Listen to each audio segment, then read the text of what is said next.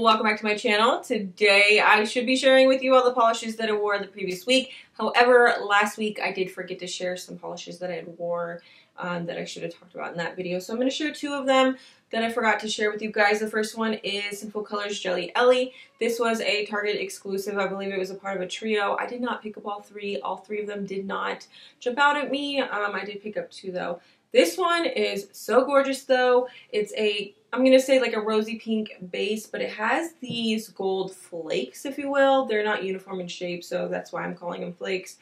So pretty. And I want to say Moonshine Manny, maybe a month or two ago, came out with a polish that this one reminded me of, and I had considered picking that one up, but I didn't.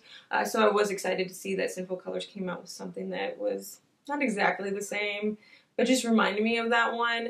This is so pretty and the formula is really good. For me, this one was a two-coater. Next one is Essence Out of Space is the Place. This is from the Out of Space Stories collection. People in the UK kept sharing these over and over again, and I wanted it so much. And I could have purchased it online at the Essence website, but I don't know. When I don't want too many things from a website and I have to pay for shipping, I'm just not that interested in making that purchase. So when Ulta started carrying these, I was super excited. Problem was that I couldn't find this specific polish for a long time. Apparently everybody else wanted it too, so I did have to wait for some months, and then I want to say 3 weeks ago, Ulta sent me a $10 off coupon with, it was like $10 off of any purchase, and so I don't know, I decided to go check out the Essence area, and this was finally sitting there on the shelf, so I grabbed it. The formula is fantastic. It does remind me a lot of Orly's Beautifully Bizarre, but the shimmer in this is much more apparent. It is actually better in this one than it is in Orly's Beautifully Bizarre, but this one isn't as smooth as Orly's Beautifully Bizarre. It still has a great formula. This is one of those polishes that 2 coats works just fine for me, but if you're just one of those people that are very particular about any hint of nail line, you're probably going to want a 3rd coat, but for me 2 coats works. Moving on to the polishes that I wore this week, the first one is Rave New World. I wore this for the first day of Dementia Awareness Week on Instagram. It was hosted by the Nail Polish Hound.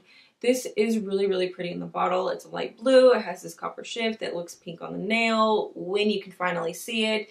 You really don't get that shift on your nails that you see in the bottle, and it's not surprising to me, but it's still disappointing. I picked this up because I wanted to see it. I was holding out hope that Sinful Colors would pull through for me, and they just didn't. The formula was good, I will say that. The formula was good. It's opaque in 2 coats, but unfortunately, the fact that the shimmer doesn't show up is just, I don't know, it makes it kind of one of those polishes that I regret buying. A couple weeks ago, I talked about picking up the entire Morgan Taylor Selfie collection. I picked it up that way because it was just $25 shipped to me, whereas I could pick up the 3 individual polishes that I knew I wanted for $8 a piece. It just made sense to pick up the whole set, but one of the colors that I really wanted to get was Me, My Selfie, and I. This is a neon coral pink, and it has flakies in it that remind me a lot of Orly's Trendy. However, these are not as chunky. The formula on this is so good, and the brush on this is so good. I've said this so many times, but if you love an Orly brush, you're going to enjoy the Morgan Taylor brushes. Morgan Taylor is one of those brands that I really feel is underrated. I love these bottles. They are so hefty.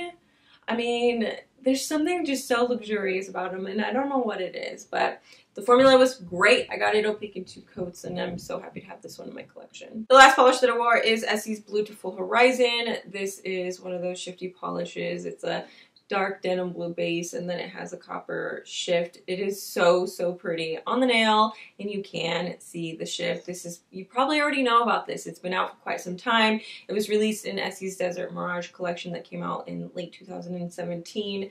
This is what I was hoping China Glaze's Pearl Jammin' would be on me, and really I should have known that it just wasn't going to work. I mean, the color isn't just going to magically get darker. With Pearl Jammin', I felt like that blue was just too pale for me against my skin tone. However, with this darker blue, I feel like the contrast between the dark blue and then my skin tone, it just works out a little bit better. I have no regrets buying this polish.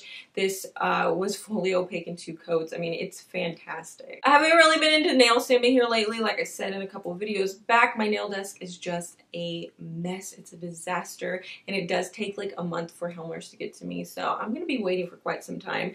But I hope you guys enjoyed this video anyways. If you want to share with me what you wore this week, go ahead and let me know in the comments, and I will see you in my next one. Bye!